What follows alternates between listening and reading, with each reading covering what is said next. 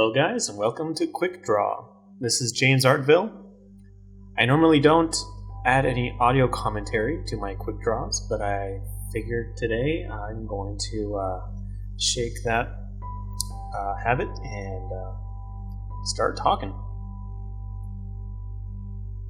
So this piece right here is a commission. Someone went on my website and paid for a character commission. They selected a headshot, a single color background, but they wanted full color character.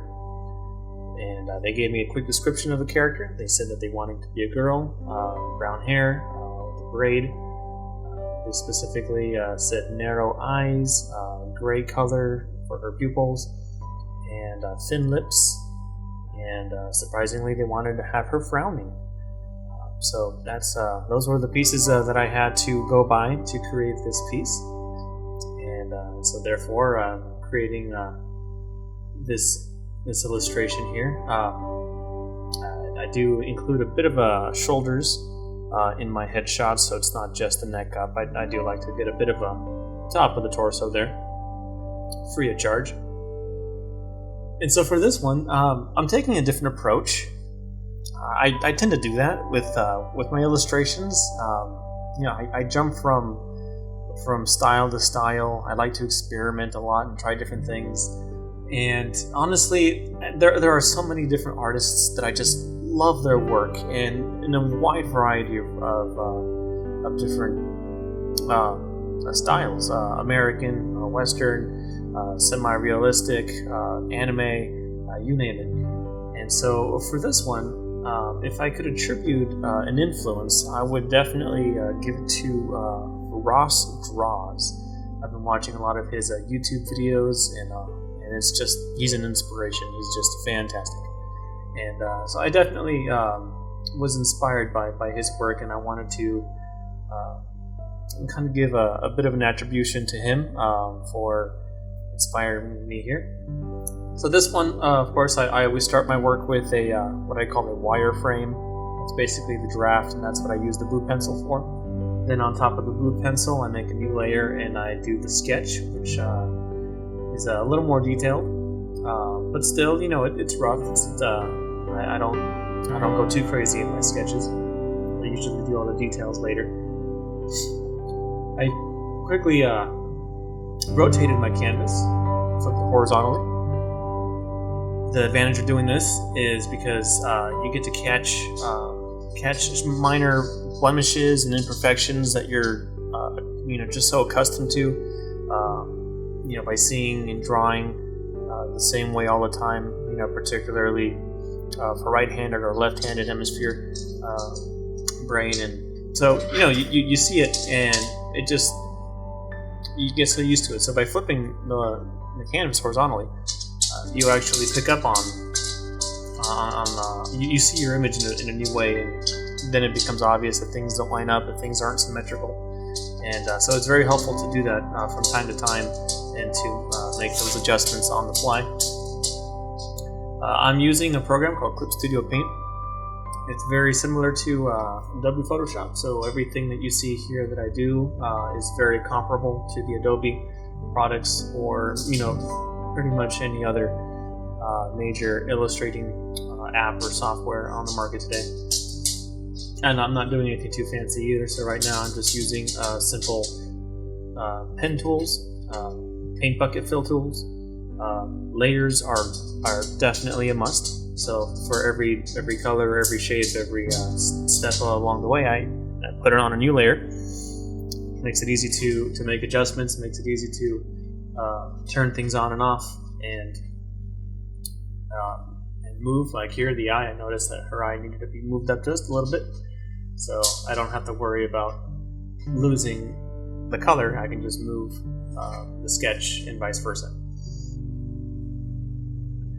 With this piece, I am foregoing the line art, and that's kind of blasphemous for me to say. I love line art, and definitely 99% of the work that I do includes line art. But like I mentioned, I was inspired by Ross Draws, and particularly his portraits.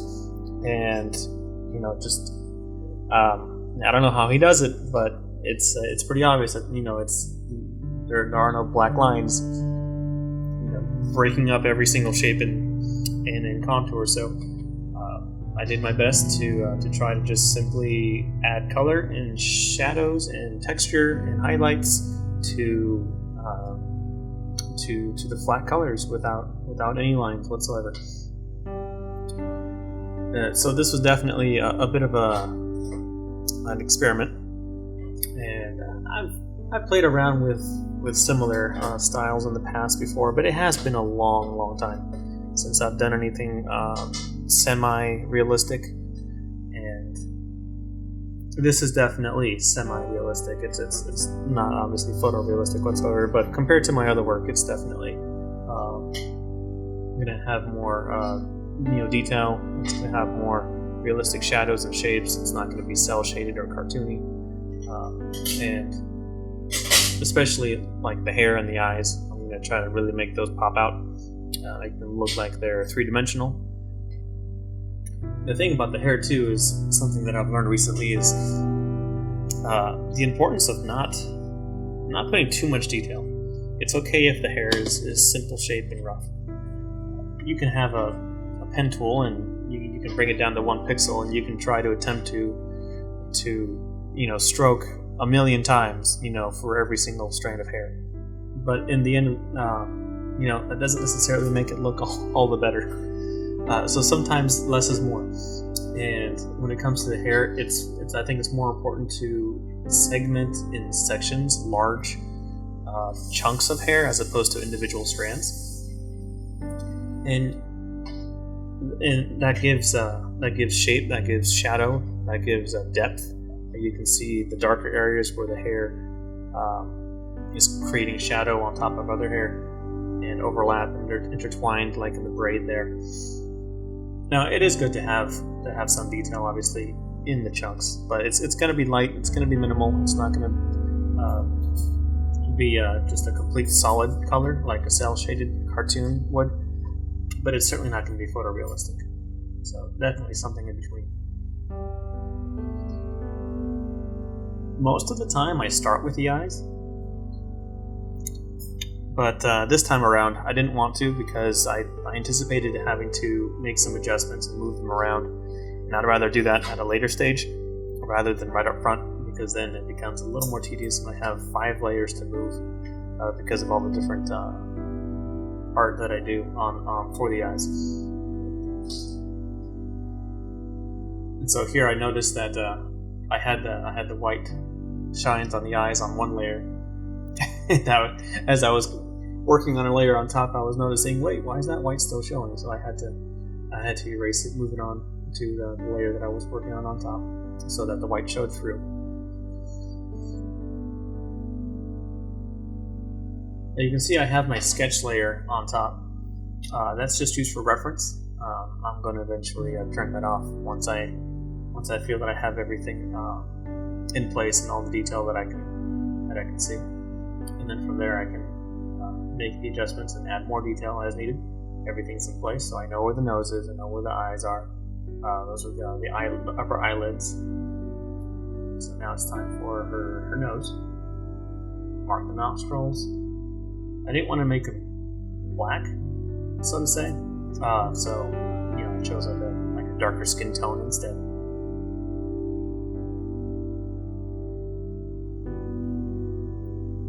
From experience, I gotta say, noses are a little hard. You're basically trying to create something that is three-dimensional using flat colors. And the nose is not as simple as a cone or a rod, or it's a very particular shape, and if you don't get it right, it's pretty obvious. So I definitely had to tweak it quite a few times to make it look like it definitely had a pleasant shape, something feminine, something that wasn't bulbous. And I think definitely having the highlights in the right place made it work. And as you see there, I had to make some adjustments to the tilt to make sure that it was angled, appropriately, because her head is tilted slightly, and I want to make sure that her eyes, her nose, and her mouth are all aligned in parallel with each other, symmetrical. those things are important.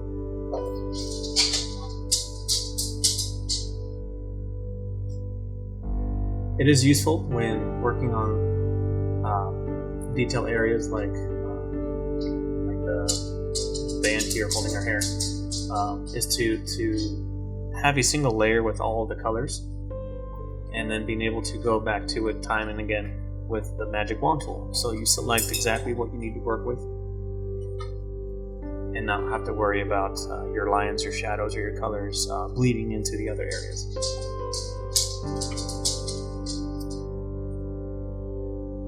So to soften up those lines there, I used the blur tool. Very handy. I want to make sure that between the colors I don't want it to be pixely and jaggedy, which in some areas, like her neck right there, I'll still have to work on that later. But for now, add some highlights to her bottom lip there. I also play around with some of the pen settings, try to find just the perfect balance between opacity and the brush shape.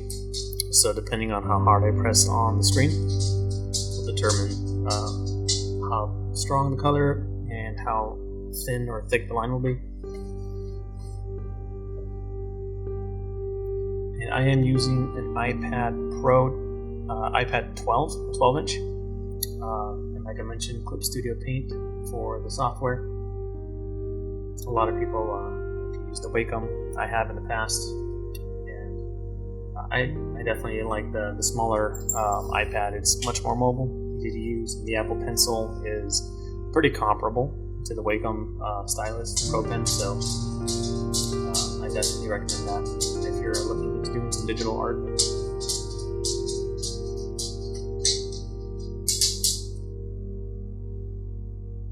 Another thing to consider too is the consistency of contrast.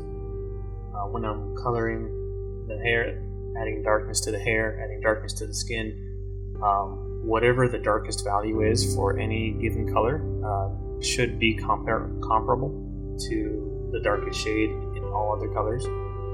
So for instance, the hair, some of the deeper shadows is fairly dark, not quite black, but it's close. So I want to make sure that the darkest part of her head, her forehead there under her bangs for instance, should be close to that dark tone as well, and I'll do that in just a bit after I'm done with the hair. And likewise with her shirt as well, I'll make sure that the darkest darks, are going to be equivalent, so that there's consistent contrast. Otherwise, it really stands out if something isn't toned. Same thing with the highlights as well. Here I am adding more detail to the hair. Not a million strands, but enough to get the point across. So here I am now with a darker. So an accent really, especially on the areas that are more covered, obviously should receive more of cross hatching.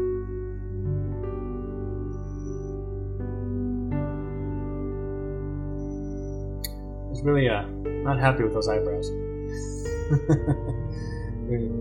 I made them too fuzzy, so I had to blur them out a bit to ease up on them. They're obviously not supposed to be the focal point.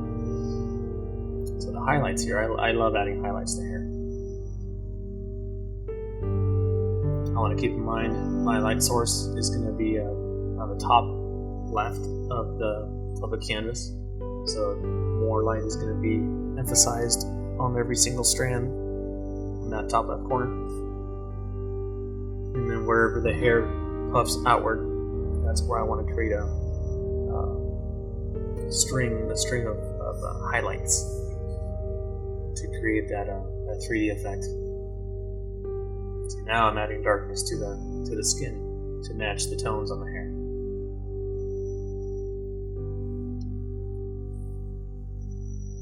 And this is really what helps to transform all those flats into something that is more 3D, something that is has more shape and depth to it.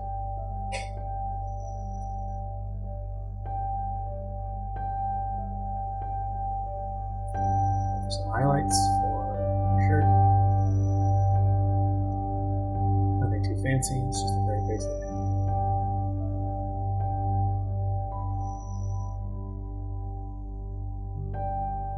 Here I had some suggestions of wrinkles and folds in the shirt there, the fabric. I considered adding a texture to the shirt, but I thought that it might detract from the rest of the image, since everything else is pretty soft. So I had to move her mouth just a bit. Luckily, with that blend tool, able to work out the imperfections. I narrowed her eyes just a little bit. The commissioner requested specifically narrow eyes, so I had to keep that in mind and realize I made them a little too wide, a little too Disney princess-esque. So I had to just select them and squish them down a bit. Easy fix. So here's my sad girl, frowning. I did go a little above and beyond. It's supposed to be a single color background, but I thought, why not go just a little more and give it that extra touch. So simple gradient, no big deal. Now I'm adding some texture to her skin. Not quite full-blown freckles, but I wanted to give definitely some spotting to the skin to give a little bit more realism. Gotta find the right brush. Give a bit of a sponge on the highlights, particularly, to emphasize the pores and the difference in lighting. It's very subtle, but I think it does make a big difference. Now here's my big raw straws moment. By combing over the entire thing with a big colored brush and using color dodge. And that really just adds a bit of a flair to the whole thing. And now I'm just adding some just basic just splatter dot shapes in the background. Not quite snowflakes, but not quite stars either. Just something to break up the color. Not quite shooting stars, not quite rain either. I'm not sure what I was going for, but just some basic debris in the back, so it's not too boring, not too simple. Gotta remove some of those dots. They covered up an important part, like her eyes or her nose. There we go. Here's my finished artwork. Completion time about 2.5 hours. And if you'd like me to do something like this for you, check out my website, jamesartville.com. Check out my commissions. I price based on sketch, line art, color, headshot, waist shot, hip shot, or full body. Be sure to like and subscribe and leave a comment if you have any requests, any particular characters that you want to see. I'm planning to do more of these in the future. I know I haven't been too active in 2020. It's been a very crazy year for me, but I'm hoping to kick things back into gear 2021. So I really appreciate it if you get the word out, share this with your friends, and stay tuned for more. Thanks.